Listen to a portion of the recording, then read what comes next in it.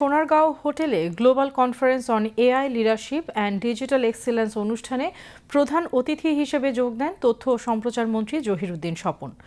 বিশ্বজুড়ে প্রযুক্তির দ্রুত পরিবর্তনের সঙ্গে তাল মিলিয়ে বাংলাদেশকেও এগিয়ে যেতে হবে উল্লেখ করে অনুষ্ঠানে তথ্য ও সম্প্রচার মন্ত্রী বলেন, কৃত্রিম বুদ্ধিমত্তা বা এআই প্রযুক্তিকে কার্যকরভাবে কাজে লাগিয়ে দক্ষতা বাড়াতে হবে, কারণ এআই নিয়ে কাজ করাই এখন সময়ের দাবি।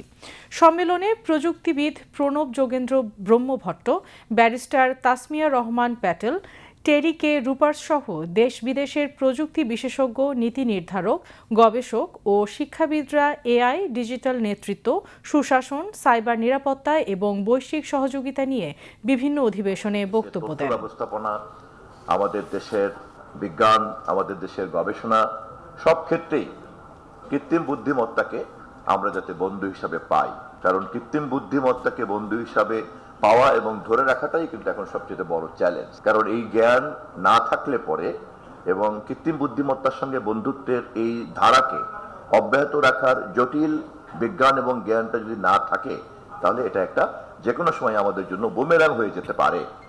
ইতিমধ্যেই এর প্রমাণ আমরা অনেকে কিন্তু টের পাচ্ছি। তো সে কারণেই এটা একটা সময়ের দাবি হয়ে দাঁড়িয়েছে।